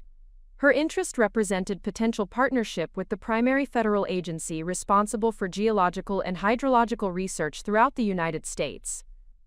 Ms. Whitman, the geological and hydrological documentation you have compiled could contribute to federal mapping initiatives that guide resource development policy across the western United States. Dr. Santos explained during our initial conversation, the United States Geological Survey would like to explore research partnerships that could incorporate your data into our regional assessment programs. The USGS partnership discussion revealed how Uncle Theodore's research could influence federal policy development while providing institutional validation for methodologies that challenged conventional assumptions about individual research capabilities. Dr. Santos's interest suggested that federal agencies were recognizing value in research approaches that operated outside traditional academic and institutional frameworks. Dr. Santos, my uncle's research methodology emphasized long-term observation and documentation that captured patterns often missed by shorter-term institutional studies. I explained. His 23 years of continuous data collection provide insights into geological and hydrological systems that complement federal research initiatives. The USGS collaboration discussions led to proposals for incorporating Uncle Theodore's geological surveys into federal mineral resource assessments and his hydrological mapping into national water resource databases. These partnerships would provide federal recognition for his research methodology, while contributing to policy development that could influence resource management throughout the western states. Simultaneously, Professor Michael Chen, director of the Sustainable Development Institute at the University of Colorado, proposed academic research collaborations that could provide graduate student support while contributing to scholarly publication opportunities. His interest represented potential partnerships with academic institutions that could validate Uncle Theodore's research through peer review processes and scholarly recognition. Ms. Whitman, your development projects represent real-world applications of sustainable development principles that our academic programs need to understand and promote, Professor Chen explained. The University of Colorado would like to establish research partnerships that provide our students with hands-on experience in sustainable resource development, while contributing to academic understanding of individual research methodologies. Quote, the academic partnership discussions revealed opportunities for graduate student research projects, faculty collaboration agreements, and scholarly publications that could document Uncle Theodore's methodology for broader academic audiences. These partnerships would provide institutional credibility while supporting ongoing research and development activities. The network effects continued expanding when David Marshall, executive director of the Rocky Mountain Mining Association, contacted me about industry partnership opportunities. His call demonstrated how news of successful mineral development projects traveled through industry networks that connected mining companies, regulatory agencies, and environmental organizations. Ms. Whitman, the mineral extraction agreements you have negotiated demonstrate environmental protection standards that exceed industry norms while maintaining commercial viability, Marshall explained. The Rocky Mountain Mining Association would like to discuss incorporating your environmental compliance methodologies into industry best practices guidelines. The mining industry interest represented validation from commercial organizations that recognize the economic viability of Uncle Theodore's geological research, while appreciating the environmental protection standards that guided our development partnerships. Marshall's interest suggested that industry associations were seeking models for sustainable extraction practices that could address regulatory requirements and public concerns about mining impacts. Mr. Marshall, our mineral development partnerships demonstrate that environmental protection and commercial viability can achieve mutually reinforcing outcomes. I responded. The extraction methodologies we have developed could serve as models for responsible mining practices throughout the region. Each new partnership opportunity created additional network connections that generated further inquiries and collaboration possibilities. The Colorado Water Conservation Board partnerships led to contacts from agricultural organizations in neighboring states. The USGS collaboration discussions attracted attention from other federal agencies interested in resource development research. The university partnerships generated inquiries from academic institutions throughout the Rocky Mountain region. The acceleration of interest and opportunity created challenges that I had not anticipated when negotiating the initial partnership with Western Environmental Solutions. Managing multiple collaboration discussions while maintaining existing partnerships required organizational capabilities and time management skills that stretched my capacity beyond what individual effort could sustain. Catherine Morrison recognized the resource management challenges that success was creating and proposed expanding our partnership agreement to include project coordination and partnership management services. Elena, the demand for your expertise and collaboration opportunities is exceeding what any individual can manage effectively, she observed. Western Environmental Solutions can provide project management support that enables you to focus on development strategy while we handle coordination logistics. The expanded partnership arrangement provided Western Environmental Solutions with additional consulting opportunities, while giving me access to project management capabilities that could handle the administrative requirements of multiple institutional partnerships. The arrangement demonstrated how initial success created opportunities for deeper collaboration that benefited all parties, while maintaining project effectiveness. But the most significant development emerged when Regional Administrator Susan Chen from the Environmental Protection Agency proposed designating my property as a federal demonstration site for sustainable resource development practices. The EPA designation would provide federal funding, regulatory support, and national visibility that could influence environmental policy throughout the United States. Ms. Whitman, your integration of mineral extraction, archaeological preservation, and agricultural development represents innovative approaches that address multiple environmental challenges simultaneously. Administrator Chen explained during our video conference meeting. The Environmental Protection Agency would like to establish your property as a demonstration site that could guide federal environmental policy development. The EPA demonstration site designation represented recognition at the highest levels of federal environmental policy. The proposal included research funding totaling over $2 million, regulatory compliance assistance, and national conference presentation opportunities that could influence environmental practices throughout the United States. Administrator Chen, Uncle Theodore's vision was that sustainable development could demonstrate how environmental protection and economic development achieve mutually beneficial outcomes. I responded, the EPA demonstration site designation would provide a platform for proving that individual research initiatives can contribute to national environmental policy development. The demonstration site proposal required comprehensive documentation of our development methodologies, environmental impact assessments, and economic outcome analyses. The EPA review process would evaluate every aspect of our sustainability practices while providing federal validation for approaches that challenged conventional assumptions about environmental regulation and resource development.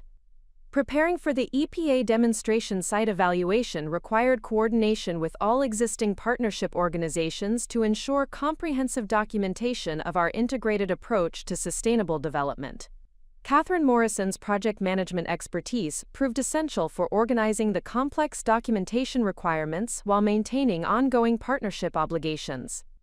Elena, the EPA demonstration site designation would transform your projects from regional initiatives into national models for sustainable development, Catherine observed. The federal recognition would validate Uncle Theodore's research methodology while providing platforms for influencing environmental policy throughout the United States. The network effects that had emerged from our initial partnership announcement demonstrated how authentic sustainable development projects created expanding opportunities for collaboration and influence. Each partnership generated additional connections that attracted further interest from organizations seeking models for addressing complex environmental and economic challenges. Standing in my apartment office, now expanded to occupy multiple rooms to accommodate the documentation and coordination requirements of numerous partnership agreements, I realized that Uncle Theodore's worthless shack had become the operational center for initiatives that were attracting attention from federal agencies, state governments, academic institutions, and industry associations throughout the Rocky Mountain region. The geological surveys that my family had dismissed as the obsessions of an eccentric hermit were guiding federal mineral resource assessments. The archaeological documentation they had ridiculed was supporting university research programs and federal preservation initiatives. The hydrological mapping they had considered irrelevant was influencing state water conservation policy development. But the most profound realization involved understanding how network effects multiplied individual achievements beyond what conventional success metrics could measure. Uncle Theodore's research had created value that attracted collaboration interest from organizations whose combined influence could reshape environmental practices throughout the western United States.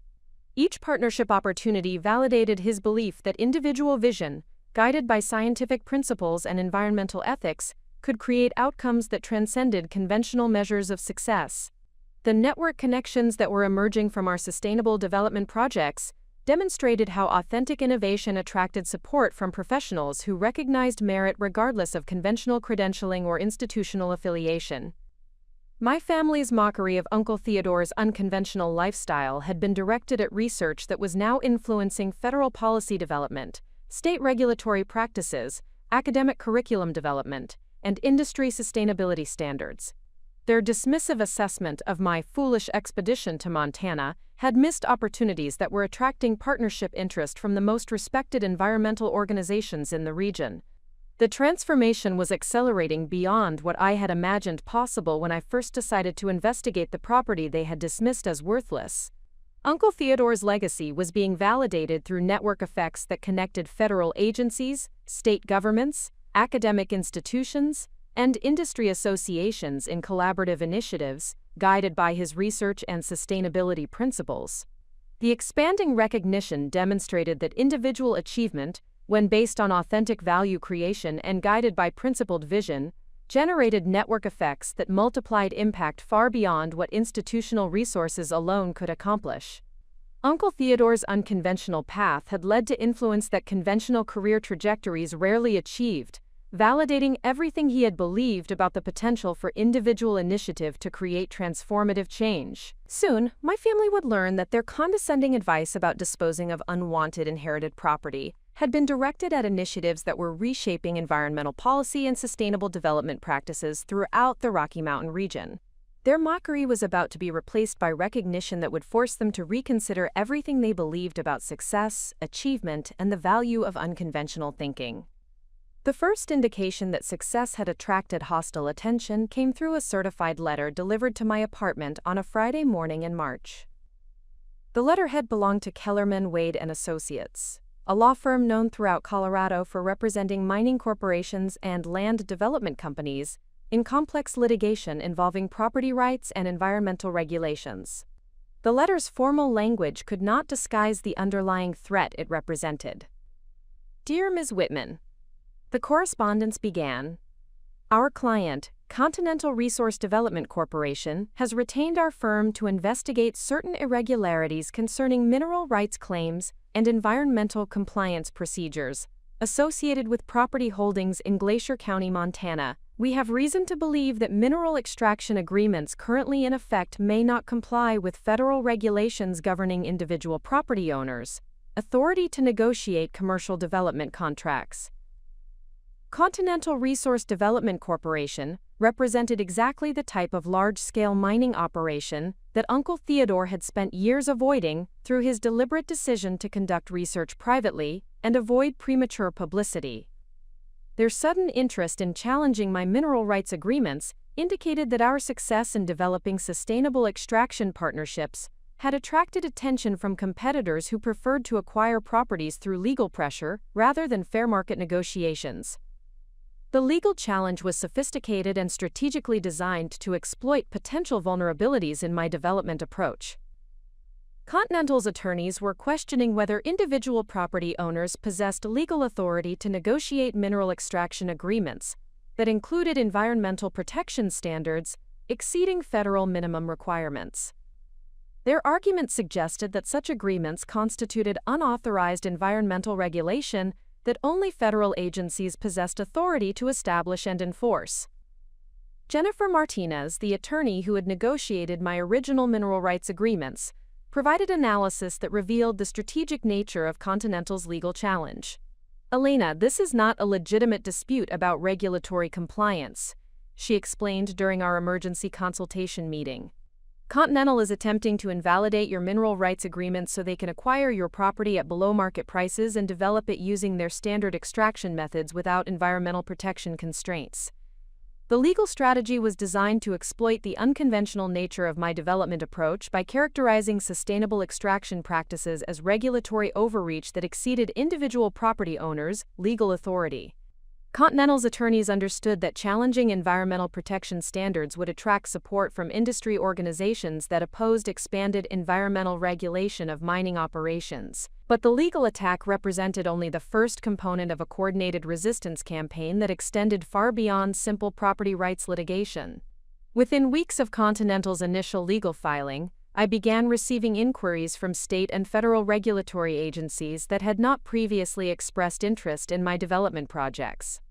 The Colorado Department of Natural Resources announced a comprehensive audit of all mineral extraction agreements involving individual property owners throughout the state. The audit was described as a routine compliance review, but the timing and scope suggested coordination with Continental's legal challenge to create regulatory pressure that could invalidate existing agreements. Ms. Whitman, the Department of Natural Resources audit will examine all aspects of your mineral extraction partnerships to ensure compliance with state environmental regulations and mining safety standards, explained David Porter, the department's audit coordinator. The review process may require temporary suspension of extraction activities until compliance verification is completed. The regulatory audit represented a second front in Continental's strategy to invalidate my development agreements through bureaucratic obstruction that could delay projects long enough to create financial pressure for accepting their acquisition offer. Temporary suspension of mineral extraction would eliminate royalty income, while leaving me responsible for ongoing partnership obligations and environmental compliance costs. Simultaneously, I received notification from the Montana Department of Environmental Quality that my water rights utilization was being investigated for potential violations of agricultural usage restrictions and environmental impact standards. The investigation would examine whether my agricultural partnerships exceeded water allocation limits or created environmental impacts that required additional regulatory oversight. Ms. Whitman, the investigation will evaluate whether your agricultural water utilization complies with state conservation requirements and environmental protection standards, explained Lisa Thompson, the department's investigation coordinator. The review process may require modification of existing water usage agreements pending completion of environmental impact assessments. The coordination between Colorado and Montana regulatory agencies indicated that Continental's resistance campaign extended across state boundaries and involved multiple government departments that could create administrative obstacles to my development projects. The strategy was designed to overwhelm my capacity to respond to simultaneous legal, regulatory, and administrative challenges. But the most troubling development emerged when Professor Michael Stanstall contacted me about pressure being applied to the University of Montana's archaeological research partnerships. The federal funding that supported our archaeological preservation initiatives was being challenged through questions about the academic credentials and institutional oversight associated with Uncle Theodore's research. Elena, the National Science Foundation is receiving inquiries about the academic validity of the archaeological research being conducted on your property, Professor Stanstall explained during a tense phone conversation. The questions are being raised by academic institutions that claim individual researchers cannot produce work that meets scholarly standards for federal funding without proper institutional supervision. The academic challenge represented the most sophisticated component of Continental's resistance strategy, because it attacked the credibility of Uncle Theodore's research methodology rather than simply challenging legal or regulatory compliance. If successful, this approach could invalidate all partnerships based on his research by characterizing his work as unsubstantiated amateur investigation rather than legitimate scientific documentation. The coordinated nature of these challenges revealed the sophisticated resources that Continental Resource Development Corporation could deploy when threatened by competition that challenged their preferred methods of property acquisition and resource extraction. Their resistance campaign was designed to create multiple pressure points that would overwhelm my capacity to maintain existing partnerships while defending against legal, regulatory, and academic attacks. Catherine Morrison recognized the strategic nature of the resistance campaign and proposed a coordinated defense strategy that leveraged Western environmental solutions, institutional relationships, and legal resources. Elena, Continental is attempting to use their superior financial resources and industry connections to invalidate sustainable development approaches that threaten their business model, she observed. Our response must demonstrate that individual research and environmental protection standards are not only legally valid but represent superior approaches to resource development. The defense strategy Catherine Morrison developed involved mobilizing all existing partnership relationships to provide institutional validation for Uncle Theodore's research methodology and my development approach. Federal agencies, state organizations, academic institutions, and industry associations that had endorsed our sustainable development projects would be asked to provide formal statements supporting the legitimacy and value of our work. Dr. Patricia Santos from the United States Geological Survey provided the first crucial defense testimony by documenting how Uncle Theodore's geological research met or exceeded professional standards for federal mineral resource assessments. Her statement to Continental's attorneys emphasized that individual researchers working outside institutional constraints could produce work that rivaled or surpassed traditional academic and corporate research methodologies. The geological documentation compiled by Theodore Whitman demonstrates methodological rigor and analytical precision that exceeds what most institutional research programs achieve. Dr. Santos wrote in her formal response to Continental's challenges. Individual researchers who maintain scientific standards while avoiding institutional constraints often produce insights and documentation that complement and enhance federal research initiatives.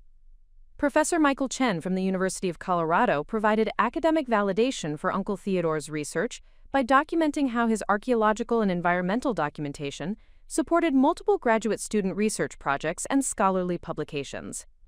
His statement emphasized that academic value was determined by research quality rather than institutional affiliation or conventional credentialing.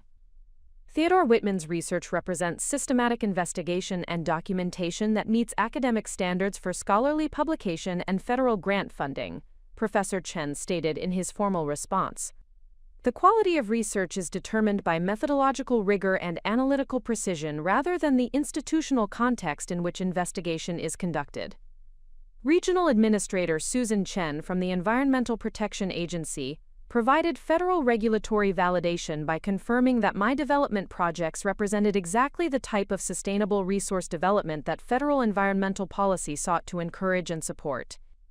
Her statement emphasized that environmental protection standards exceeding federal minimum requirements represented responsible stewardship rather than unauthorized regulatory overreach. The sustainable development practices implemented by Ms. Whitman demonstrate how individual initiative can achieve environmental protection and economic development outcomes that support federal policy objectives. Administrator Chen wrote in her formal statement, "Environmental protection standards that exceed federal minimum requirements represent responsible resource stewardship that federal agencies encourage and support." The institutional support that emerged in response to Continental's challenges revealed the network of professional relationships that had developed around Uncle Theodore's research and my sustainable development approach. Organizations that had initially been attracted by the innovation and results of our projects were now willing to defend those approaches against coordinated attacks from established industry interests. But the resistance campaign's intensity increased when Continental Resource Development Corporation hired Blackstone Strategic Communications, a public relations firm specializing in corporate litigation support and public opinion management. Their involvement indicated that Continental was prepared to escalate beyond legal and regulatory challenges to include media campaigns designed to damage public perception of my development projects. The public relations attack began with planted stories in industry publications questioning the safety and environmental responsibility of allowing individual property owners to negotiate mineral extraction agreements without proper corporate oversight and regulatory supervision. The article suggested that my sustainable development approach represented dangerous experimentation that could create environmental liabilities and safety hazards. Individual property owners' mining agreements raise safety and environmental concerns. Read the headline in Rocky Mountain Mining Weekly. The article quoted anonymous industry experts who claimed that environmental protection standards exceeding federal requirements could create operational hazards and regulatory confusion that endangered workers' safety and environmental protection. The media campaign extended to local Colorado newspapers where articles appeared questioning whether individual researchers possessed adequate expertise to make decisions affecting regional environmental and economic development. These articles suggested that complex resource development decisions required institutional expertise and corporate oversight that individual property owners could not provide. Amateur researchers' development projects challenge professional standards. Read a headline in the Denver Business Journal. The article characterized Uncle Theodore's research as unvetted amateur investigation that lacked peer review and institutional oversight necessary for legitimate scientific work. The public relations attack represented the most personal and damaging component of Continental's resistance strategy, because it targeted not only my development projects, but also Uncle Theodore's reputation and the legitimacy of his lifetime research achievement. The articles portrayed him as an eccentric amateur whose work could not meet professional standards for serious resource development decisions. Catherine Morrison understood that responding effectively to the media campaign required demonstrating public support from credible institutions and professionals who could validate Uncle Theodore's research and our sustainable development approach. Elena, Continental's public relations strategy is designed to create doubt about your credibility and environmental responsibility, she observed. Our response must demonstrate overwhelming institutional and professional support for your approach, while highlighting the environmental benefits of sustainable development practices.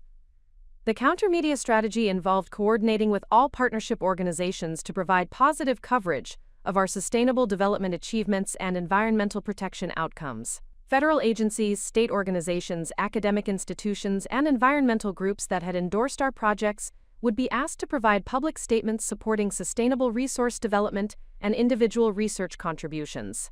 The Colorado Environmental Coalition issued a public statement supporting sustainable resource development approaches that prioritized environmental protection while creating economic opportunities for rural communities. Ms. Whitman's development projects demonstrate how individual initiative can achieve environmental and economic outcomes that large-scale corporate development often fails to provide, the coalition's statement declared. The Rocky Mountain Water Conservation Alliance provided public support for our agricultural water development initiatives by highlighting how responsible water usage and conservation practices created models for addressing water scarcity challenges throughout the western states. Individual property owners who implement advanced conservation practices contribute to regional water security while demonstrating responsible resource stewardship, their statement emphasized. But the most significant counterattack emerged when the Environmental Protection Agency announced that my property had been selected as a federal demonstration site for sustainable resource development practices. The EPA announcement provided federal validation that directly contradicted Continental's claims about the legitimacy and environmental responsibility of my development approach. The EPA demonstration site designation recognizes exceptional achievement in integrating mineral extraction, archaeological preservation, and agricultural development while maintaining environmental protection standards that exceed federal requirements. Administrator Susan Chen announced in the press release. Ms. Whitman's projects represent innovative approaches to sustainable resource development that could influence federal environmental policy throughout the United States. The EPA announcement transformed the public narrative surrounding Continental's resistance campaign by providing federal endorsement for exactly the sustainable development practices that their public relations campaign had been attacking. The contradiction between Continental's claims about environmental irresponsibility and federal recognition for environmental excellence exposed the strategic nature of their resistance efforts. Standing in my apartment office surrounded by legal documents, regulatory correspondence, and media clippings documenting Continental's coordinated attack on everything Uncle Theodore had achieved, I realized that this resistance represented validation of our success rather than evidence of failure. Large corporations did not deploy sophisticated legal, regulatory, and public relations campaigns against projects that lacked value or potential impact. Continental's desperate efforts to invalidate my sustainable development approach through legal challenges, regulatory obstruction, and media attacks demonstrated that Uncle Theodore's research had created opportunities that threatened established industry practices and corporate profit margins. Their resistance confirmed that individual research and environmental stewardship could produce outcomes that challenged conventional assumptions about resource development and corporate necessity.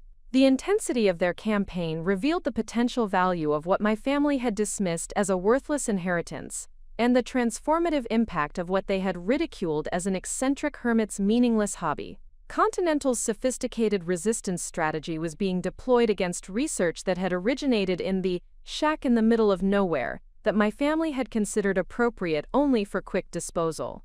Their coordinated attacks were about to be countered by institutional support that would demonstrate the true value of Uncle Theodore's unconventional path and validate everything I had discovered about the power of individual initiative to create extraordinary outcomes despite conventional limitations and industry opposition. The accumulation of pressure from Continental Resource Development Corporation's coordinated assault began taking its toll by early May. Sleep became elusive as my mind raced through worst-case scenarios during the hours when I should have been resting. The legal challenges, regulatory investigations, and media attacks had created a constant state of hypervigilance that left me exhausted and increasingly doubtful about my ability to withstand the sophisticated resources that Continental was deploying against my development projects. The financial strain was becoming acute. Legal defense costs were consuming the royalty income from mineral extraction agreements, while regulatory compliance requirements demanded technical assessments and documentation that stretched my resources beyond their limits. Jennifer Martinez, my attorney, had warned that Continental's strategy was designed to create exactly this type of financial pressure that would force me to accept their acquisition offer rather than continue fighting legal battles I could not afford to sustain. Elena, Continental understands that individual property owners lack the financial resources to defend against prolonged litigation, Jennifer explained during one of our weekly strategy sessions. Their goal is creating enough legal and regulatory pressure to exhaust your capacity for resistance, forcing you to negotiate from a position of weakness rather than strength. The psychological impact was perhaps even more damaging than the financial pressure. Continental's media campaign had successfully planted doubts in my mind about whether Uncle Theodore's research truly met the professional standards that I had believed validated his lifetime of work. The anonymous industry experts quoted in trade publications raised technical questions that I lacked the expertise to evaluate independently, creating uncertainty about foundations that I had previously considered unshakable. Late-night internet searches revealed additional criticism of individual researchers who attempted to compete with institutional research programs without proper academic credentials or corporate oversight. Academic forums contained discussions questioning whether amateur investigators could produce work that met scholarly standards for peer review and federal funding consideration. Industry websites featured articles arguing that complex resource development required institutional expertise that individual property owners could not provide. The mounting criticism created a crisis of confidence that extended beyond specific technical questions to fundamental doubts about my decision to honor Uncle Theodore's legacy through sustainable development initiatives. Perhaps my family had been correct in their assessment that his research represented the obsessions of an eccentric hermit rather than legitimate scientific investigation. Perhaps their advice to dispose of the property quickly had reflected practical wisdom that I had been too stubborn to recognize. These doubts were amplified by the increasing complexity of managing multiple partnership relationships while simultaneously defending against Continental's attacks. The administrative requirements for maintaining agreements with Western Environmental Solutions, various federal agencies, state organizations, and academic institutions were consuming time and energy that I needed for strategic planning and legal defense preparation. Catherine Morrison recognized the strain that accumulated pressure was creating and suggested taking a temporary step back from expansion activities to focus on defending existing partnerships and development agreements. Elena, Continental's strategy is designed to overwhelm your capacity for managing multiple challenges simultaneously, she observed. Sometimes strategic retreat enables regrouping that provides better foundations for renewed advancement. But even Catherine's supportive advice carried undertones that contributed to my growing self-doubt. Her suggestion that I might need to scale back development activities implied recognition that my individual capabilities were insufficient for managing the scope of challenges that success had created. Perhaps Continental's arguments about the necessity of institutional oversight and corporate expertise contained more validity than I had been willing to acknowledge. The crisis deepened when Dr. Patricia Santos from the United States Geological Survey contacted me about concerns being raised within federal agencies regarding individual researchers who attempted to influence policy development without proper institutional credentials. Her call suggested that even supportive federal partners were beginning to question whether my development approach could withstand the scrutiny that Continental's challenges were creating. Elena, the questions being raised about individual research methodologies are creating difficulties for federal agencies that want to support innovative approaches to sustainable development, Dr. Santos explained. The institutional review processes that govern federal partnerships require documented credentials and institutional oversight that individual researchers may find challenging to provide. Her carefully diplomatic language could not disguise the underlying message that federal support for my projects might be jeopardized if Continental's credibility challenges succeeded in creating regulatory uncertainty about individual research legitimacy. The possibility of losing federal partnerships represented a catastrophic threat to the sustainable development vision that Uncle Theodore had entrusted to my stewardship. The academic partnerships faced similar pressures when Professor Michael Chen contacted me about university concerns regarding research collaborations that lacked traditional institutional frameworks. Graduate student projects based on Uncle Theodore's archaeological documentation were being questioned by academic committees that demanded conventional scholarly validation for research that supported federal grant applications. Elena, the university administration is receiving inquiries about the academic rigor of research partnerships that involve individual investigators rather than established institutional relationships, Professor Chen explained. Academic committees are concerned about maintaining scholarly standards while supporting innovative research approaches that may not conform to traditional peer review processes. The accumulation of institutional uncertainty created doubt about every partnership relationship that I had worked to develop over the previous year. Federal agencies, State organizations and academic institutions that had initially embraced Uncle Theodore's research and my sustainable development approach were now questioning whether individual research could meet the institutional standards that govern their partnership policies. During sleepless nights, I found myself reviewing every decision I had made since receiving Uncle Theodore's inheritance, and wondering whether my family's dismissive assessment had been more accurate than I had been willing to admit. Perhaps the property truly was worthless beyond sentimental value. Perhaps Uncle Theodore's research represented amateur investigation that could not withstand professional scrutiny. Perhaps my determination to honor his legacy had reflected naive romanticism rather than realistic business judgment. The doubts were amplified by increasing isolation from personal relationships that had been strained by the intensive focus required for developing and defending my projects. Friends had stopped calling after months of canceled social plans and conversations dominated by resource development challenges. Family relationships remained strained by their continued disapproval of what they considered my obsessive pursuit of unrealistic goals, based on inherited obligations to someone whose lifestyle they had always considered irresponsible. The emotional toll was compounded by physical exhaustion from months of 18-hour workdays managing legal correspondence, regulatory requirements, partnership obligations, and media responses. Weight loss and chronic fatigue were creating health concerns that added to my growing sense that the challenges I was facing exceeded my capacity for sustained resistance. The lowest point came during a particularly difficult conversation with Jennifer Martinez about Continental's latest legal filing, which challenged the fundamental validity of individual property owners' authority to negotiate environmental protection standards that exceeded federal minimum requirements. Her analysis suggested that this challenge could invalidate all existing mineral extraction agreements, eliminating the royalty income that provided financial foundation for defending against Continental's broader campaign. Elena, Continental's legal strategy is becoming more sophisticated and better funded as they recognize the potential value of your property holdings, Jennifer explained. Their resources for sustained litigation exceed what individual property owners can typically afford to counter, regardless of the merit of their claims or the legitimacy of your development approach. After ending that conversation, I sat in my apartment office surrounded by boxes of legal documents, regulatory correspondence, and technical assessments that represented months of intensive effort to transform Uncle Theodore's research into sustainable development initiatives.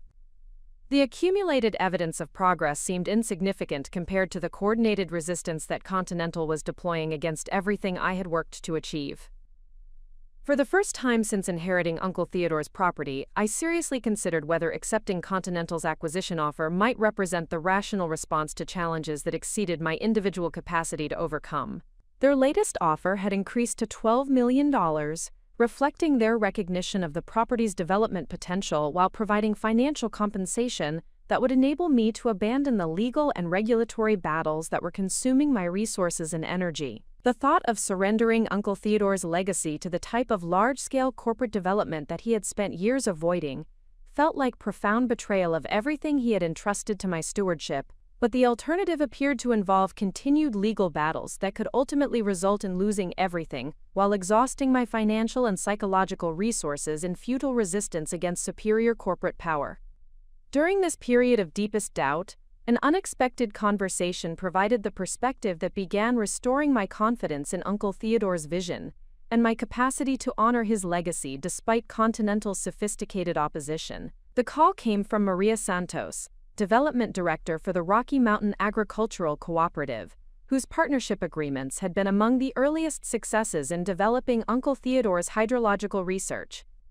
Elena, I have been following the challenges you are facing from Continental Resource Development, and I wanted you to know that our agricultural cooperative remains completely committed to our partnership agreements, regardless of the legal and media pressure they are creating, Maria declared. The water conservation and sustainable irrigation practices that your uncle's research enables have transformed agricultural productivity for hundreds of farming families throughout our region. Her call provided the first external validation I had received in weeks that Uncle Theodore's research was creating genuine value that transcended the legal and regulatory complications that Continental was manufacturing.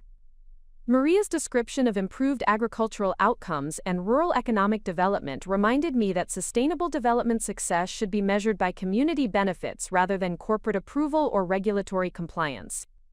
Maria Continental's campaign has created doubts about whether individual research can meet the institutional standards required for legitimate resource development partnerships, I admitted. The legal and regulatory challenges are questioning fundamental assumptions about the validity of my uncle's methodology and my capacity to implement his vision. Elena, our agricultural cooperative has worked with state agencies, federal programs, and corporate partners for decades, and none of those institutional relationships have produced the innovative solutions and practical results that your uncle's research has enabled, Maria responded. The water conservation practices we have implemented based on his hydrological mapping exceed what government agencies and consulting firms had recommended, while creating economic opportunities that corporate development rarely provides for rural communities. Her perspective provided crucial reminder that Uncle Theodore's research had been validated through practical results that benefited real people and communities rather than abstract institutional approval. The sustainable development initiatives I had negotiated were creating agricultural improvements, environmental conservation, and economic opportunities that measured success through human impact, rather than corporate profit margins or regulatory compliance ratings. The conversation with Maria Santos marked the beginning of renewed confidence in Uncle Theodore's vision and my capacity to defend his legacy against Continental's coordinated opposition. Her description of community benefits and agricultural improvements provided concrete evidence that individual research and sustainable development approaches could produce outcomes that institutional partnerships rarely achieved. Over the following days, I began receiving similar calls from other partnership organizations that wanted to express continued support for Uncle Theodore's research and my development approach, despite the legal and regulatory pressure that Continental was creating. Federal agencies, state organizations, and academic institutions that had initially embraced our sustainable development initiatives were reaffirming their commitments, while providing additional evidence of positive outcomes that Continental's campaign was attempting to discredit. Dr. Patricia Santos called to clarify that federal concerns about individual research methodologies did not apply to the quality and validity of Uncle Theodore's geological documentation, which continued to meet or exceed professional standards for federal mineral resource assessments.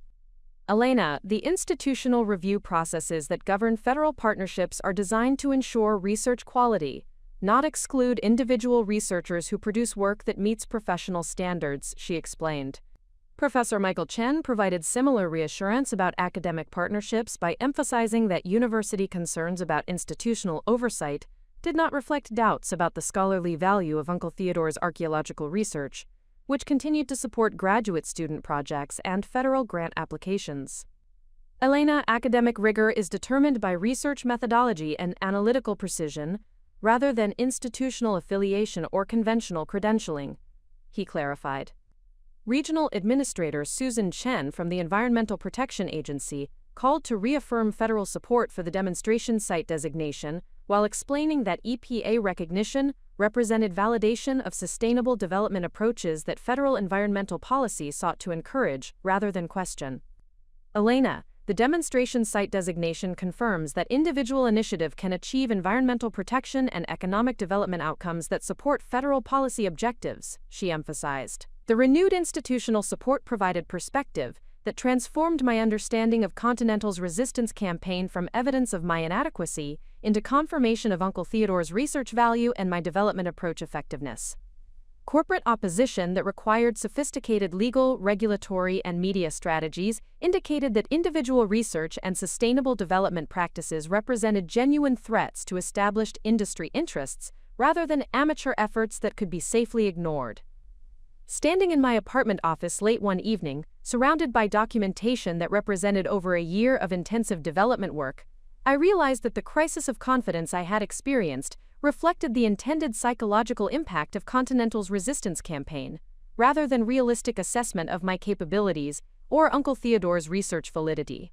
Their strategy had been designed to create exactly the type of self-doubt and institutional uncertainty that could force abandonment of sustainable development approaches without requiring direct confrontation over resource development methodologies. The renewed confidence enabled clear recognition that Continental's escalating resistance efforts actually validated everything Uncle Theodore had believed about the potential for individual research and environmental stewardship to create outcomes that challenged conventional assumptions about corporate necessity and institutional expertise.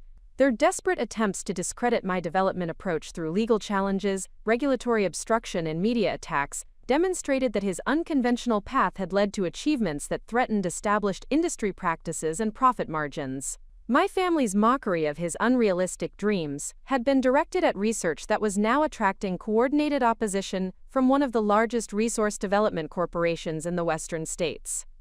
Their dismissive assessment of my foolish expedition to honor his legacy had missed the transformative potential that required sophisticated corporate countermeasures to suppress. The crisis of confidence was ending, replaced by renewed determination to prove that individual vision and scientific rigor could withstand corporate intimidation, while creating sustainable development outcomes that transformed communities and influenced policy development throughout the region.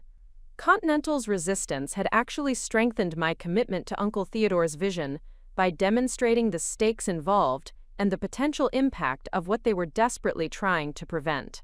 Up next, you've got 2 more standout stories right on your screen. If this one hit the mark, you won't want to pass these up. Just click and check them out. And don't forget to subscribe and turn on the notification bell so you don't miss any upload from us.